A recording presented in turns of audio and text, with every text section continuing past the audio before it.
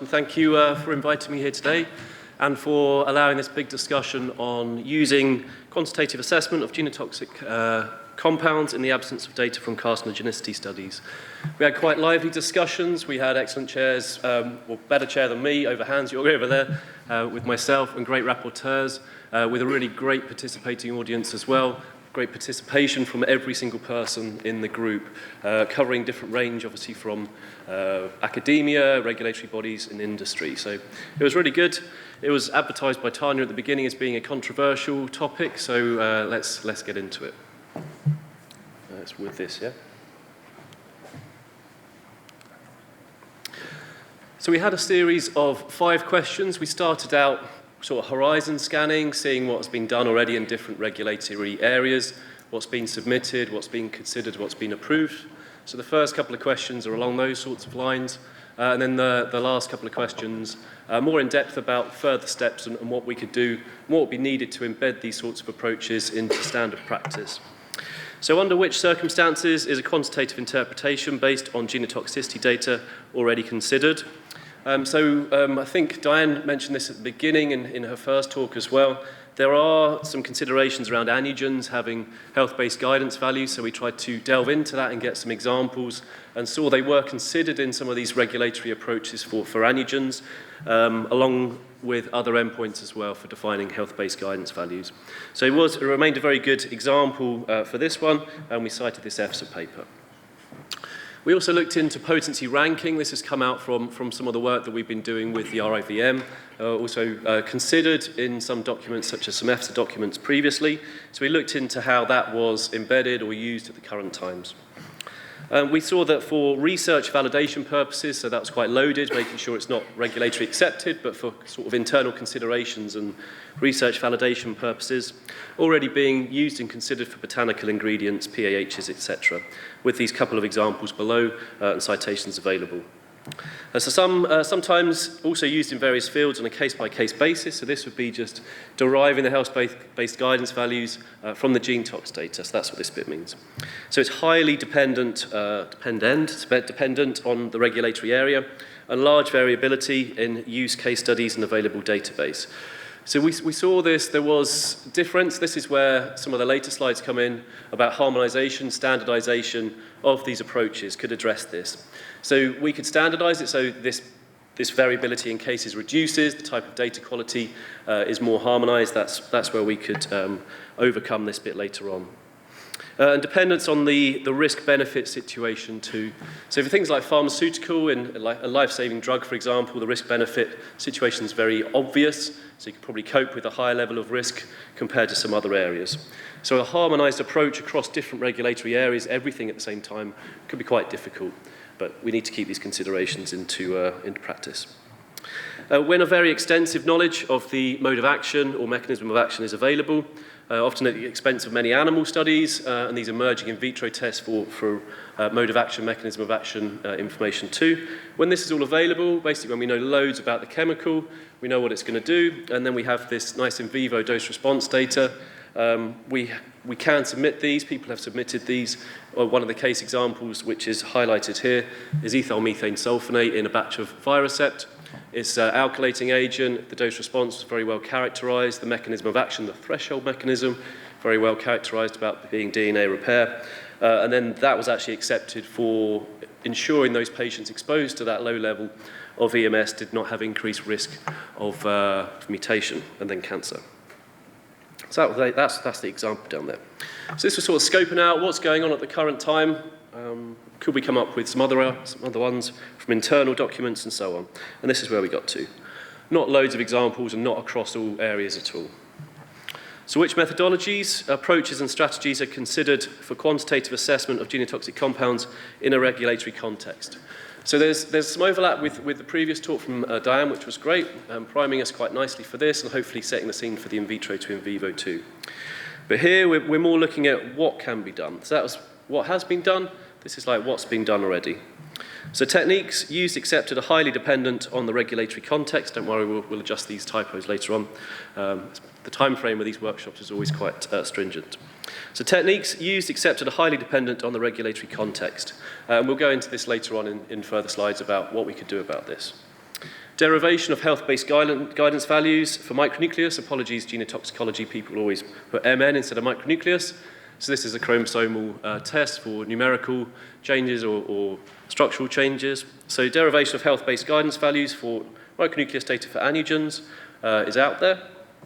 Threshold for toxicological concern, originally developed with the impurities for pharmaceuticals, now more widely used in other contaminant areas as well. Not really using gene tox data per se, but you're using cancer data to derive this TTC, but then applying it when you've got a genotoxicant that hasn't got cancer data. So it's a bit of an in-between type metric there. And as I just stated, things like the PDE, permitted daily exposure, from the ICH impurities guidance, has this calculation where you can use these sorts of approaches already, like the example from Hoffmann-La Roche for EMS. So that's the sort of scoping, what's been done, what's already submitted, what are the approaches.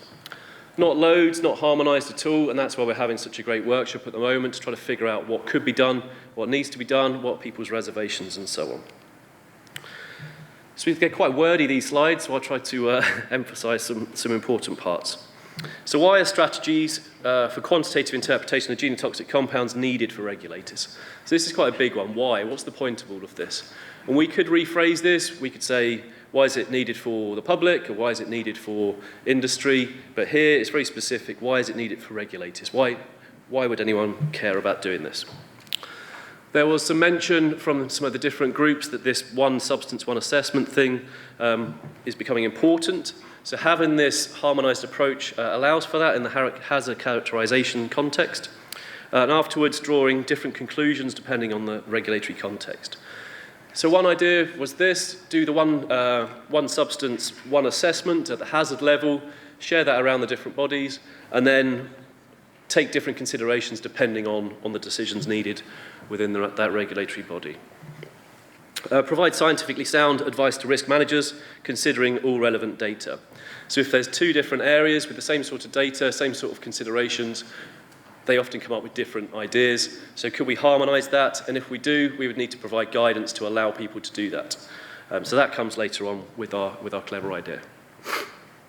Advice and also address potency of different genotoxic compounds. So potency is really, really important, and potency is really well measured by the benchmark dose approach, and you have a measure of precision as well with the benchmark dose confidence intervals being presented. So you get lots of benefits for this, and we've published lots. We've seen with Paul White's initial talk as well, some opportunities with potency analysis using the BMD approach for genotoxicity, and then you can also compare that to BMD confidence intervals for potency assessment from cancer as well. So we've got some of those examples emerging. We've already got that for the micronucleus cancer, so that's one important thing to follow on from Diane's talk. That's already available, and then we've got some mutation to cancer showing similar potencies emerging in a publication later this year. So the advice is required to protect the public and professionals. Obviously, why do you want to do it? We want to protect the public. It's not just a selfish thing. We're trying to protect the public and ensure the products are not going to give them increased risk. The terminology I use, apologies, it's not everyone's cup of tea. Increased risk is just an easy go-to for me. To overcome, address huge differences regarding data requirements and risk assessment, currently triggering different outcomes. So again, the different outcomes thing is important for us to overcome. So we develop harmonised approaches for evaluation of substances throughout different legislations. So if we've sort of got that already for the hazard level, but if we're going to bring this risk aspect, this risk paradigm into genotoxicity testing, this needs to be considered and potentially harmonised as well across different areas too. Animal welfare, always bringing this back up, it's a really important point as well. So we've written here to save carcinogenicity studies. So if we do have this ability, there's no cancer data, but we're going to use the genotoxicity data. We're not asking for a cancer bioassay to be done. We're saving that whole cancer experiment. We're saving that whole year, 2 years of dosing animals, all that high number of animals. There's also lots of combination approaches in genotoxicity as well. So more focus on that allows a bit of a 3 Rs, saving resources, quicker assessment, and animal welfare too. So why are different methodologies not yet implemented into regulatory practice? So this is all really great. We've been doing this for a while, trying to promote all of this. There's a big issue. We've tried to overcome that big issue in these different expert groups. So why is it not being used? So there's still some limitations and uncertainties. There's different limitations and uncertainties we'll go into in a minute about the test systems, about what a risk assessment based on these approaches means, about study designs and all these kind of things, and so we'll go into that. And then challenges regarding data sharing throughout different regulations. And this popped up, we needed to document this. Data sharing could be really, really powerful. Some areas have got really, really data-rich risk assessments. Everything's there. We know how much the compound is throughout the system. We know exactly what it's doing. To some other areas which don't have that. So this big sharing could be really useful, and some mechanisms to do that could be good, and could be something for us to start. Could be a pushing procedure from people like yourselves. So then we went into question 4. We split into subgroups. We wanted to sort of liven everything up. Everything on the first 3 slides was done on day 1, and then we tried to mix things up on day 2. So within this, we had our different subgroups. We targeted these different questions in 3 different groups, brought them all back, and then discussed them again.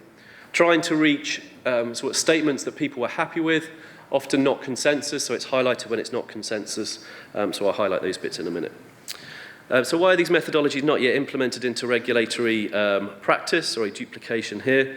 And then these were how we split these 3 points up. So we wanted to go, what kind of data is needed to enable quantitative interpretation that has a meaning for human health, considering also the uncertainties? So what do we need? We've looked at what has been done, what could be done, what's the point of this, and now how can we actually do it? What kind of data do we need for this? So the minimum requirements, no full consensus was reached, but I personally would say its majority was reached within our group about the following points. So it may not convince regulators until these points are overcome. Really good data sets, really good information about what's going on. Using in vitro data for identifying the relevant endpoint, so we recommend just keeping this part, so not changing that current paradigm. Do the in vitro testing, find out everything you can, potentially do some QSAR, find out as much as you can about your substance. And then if you are going to do risk assessment on these substance thereafter, you have some previous information on what test, maybe if its name's positive, the mutation test most likely is going to be the best follow-up in vivo. So you can use the in vitro data quite readily in that respect for that sentence. Develop an intelligent strategy for in vivo follow-up with the appropriate species, the relevant tissues, etc. So that etc. allows us to add more to that. So that's not complete within those brackets. So we could use, currently the in vivo data can be used for quantitative interpretations and then supported by NAMs. Again, I think that last bit was why there was no full consensus, because some people thought it couldn't currently be used. So further data showing that genotoxicity endpoint is generally more sensitive than cancer endpoint is still needed. Within some of the comparisons we've been doing, so the micronucleus in vivo to cancer, as well as showing there's a direct relationship between the two regarding potency, you can also delve into that data a bit more and identify whether genotoxicity BMDLs are below that of the cancer BMDLs. And we're doing that for the mutation data too. But obviously more data is better, but how much data is convincing? And these are the sort of discussions that should be had. We had a couple of questions that weren't addressed, so these ones with question marks are just ones that still remain as questions.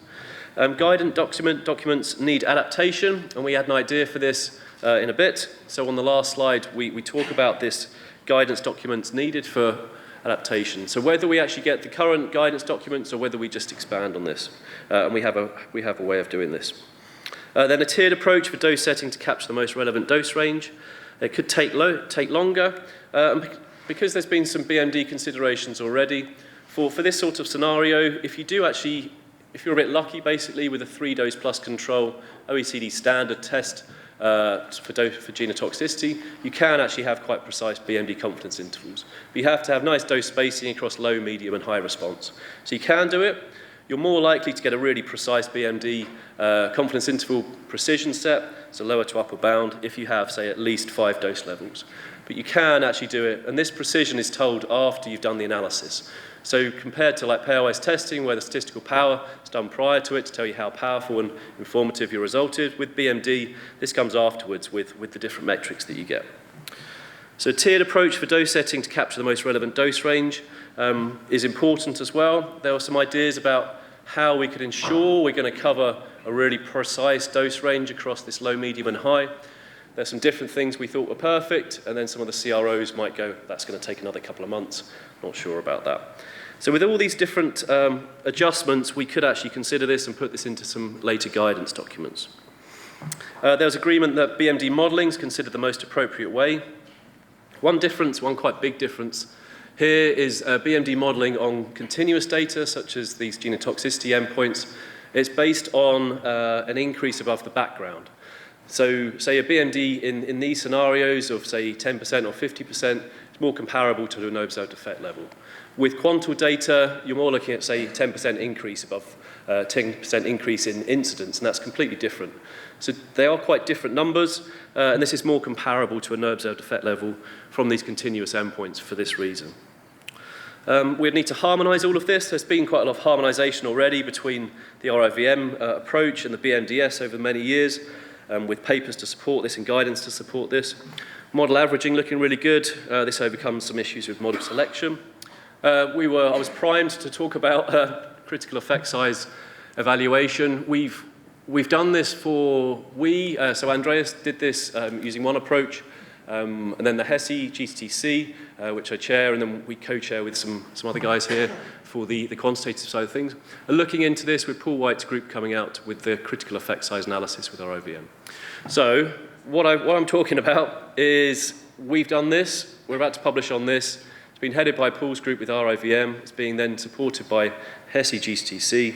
And what we're doing here is showing that based on all the data, a massive database of transgenic gene mutation, the PIG-A data as well, the micronucleus data, whenever we've used the critical effect size approaches, the theories that Wout Slob's put forward that's now available in PROST, when we've done that, and also Andreas Seller's approach, when we've analysed all these data together, we've come out with a different critical effect size to the 10% standard for continuous data, and that is 50%. And this is what we use readily. We already use it in our publications, but we're going to have a guidance paper on why we've chosen that and backing it up coming out later this year, mostly with Paul as one of the lead authors on that, last or first, depending on his preference with our OVM. So we're getting there. We've overcome quite a lot. I think we're doing okay. I think I'm doing okay for time, but might get some naughty looks in a minute. So what kind of data is needed to enable all of this? Embedding it into the AOP framework could be useful, could be particularly useful for embedding and ensuring human safety based on mutation as a key event along to the adverse outcome of cancer or to along the adverse outcome of something else. Or the HESI groups actually put forward these AOPs where genotoxicity is the endpoint, is the adverse outcome. So there's these different ways of integrating it into the AOP framework. We see that it's mostly for hazard at the current time, but I know some different groups, I think Park might be working on this as well for quantitative AOPs. So it's all moving towards being able to use some of these key events in a more quantitative way. And genotoxicity is one of these things, but as Paul mentioned, it's a paradigm of being an adverse outcome itself and also being a key event to other adverse outcomes too. The uncertainty factors around this, so we're quite confident how to calculate all of this and how to get these nice metrics, but then we want to back extrapolate these animal data sets to humans, and this is where the uncertainty factors come in. So default uncertainty factors should be flexible depending on reliable and appropriate data. There's some papers coming out from different groups on this, and there's some concerns that maybe for genotoxicity there's increased uncertainty, so this needs to be investigated and discussed, and it was to some extent within our group. Information's on species differences, metabolic differences, critical life stage, and so on, all these different things. The more you know about the story, the more you know about your compounds, then the more likely you're going to be able to tailor these uncertainty factors. And in silico methods, QSAR methods, modelling how much compound's going around the body, how much being metabolized, can be carried out in silico with high precision and high utility. An optimization of these tools is needed. So I'd make sure I'm going to go through these last couple of slides with enough time for some questions at the end. So what kind of data is needed? Can we derive ref endpoints from genotoxicity data? It's technically possible, and this was one where it's no consensus. So you can do it. You get these metrics out of your genotoxicity endpoints, and then what do you do for your risk assessment? There was a majority view that you could use these for deriving health-based guidance values or margins of exposure, and then there was some discussion around whether this was protective for human health and what that meant, and I think this was highlighted by Diane as well. What does a risk assessment on genotoxicity mean? And one statement we came out was an increase in mutation frequency has been linked to adversity. So doing a risk assessment on mutation data allows you to apply this and say an increase in mutation frequency has been linked to adversity, so let's do a risk assessment on that and not have that increase in risk around that. Available data allows us to do many of these things. So they suggest that risk assessment based on genotoxicity data should be protective when predicting carcinogenicity risk. However, further data are helpful, and covering chemical space is really important. So if you're in this new chemical space, you don't know the DNA repair pathway, if it's DNA reactive, you haven't got lots of information about similar acting chemicals, you're sort of out of that chemical space. Compared to if you're in a really well characterized chemical space, much easier to discuss the threshold mechanism, much more likely to be able to convince on the dose response itself and so on. But again, no overall consensus which approach may be considered in a particular situation, with some discussion, with some ideas about shape of the dose response curves. So we are on the fifth one before I get told off. So what are the next steps? Adaptation of the OECD test guidelines. Do we need to adapt everything in order to embed genotoxicity genotoxicity testing into risk assessment? Do we need to adapt current test guidelines? This is quite a big one. We could do, but what we came up with, we had some great input saying that there was a really nice idea about, I think it's with the skin sensitization, they have this OECD defined approach. So that's a standard document. It's a really nice document, and this could go in parallel to the current OECD guidelines. So there was quite a big appetite for this, actually. So if we're going to embed, we could keep the current guidance for hazard assessment, and then if we are going to move to this risk assessment piece, we could, wouldn't say quite easily, but following validation, following case studies, work on this OECD-defined approach. So I think we will. I think we'll start that based on this workshop. So for me, that's quite a big outcome that we're going to start working on this because of these excellent discussions we had yesterday. So again, really big thanks to everyone here for that. And then continued exchange to develop consistent strategies for quantitative risk assessment of genotoxic compounds. We did have, let's have more of these workshops, but we thought we'd take that off and leave it as it was. So on to questions. Sorry, I did talk a bit, but I wanted to talk around the subject because some of these issues needed some expansion. But that's me, I think. Okay.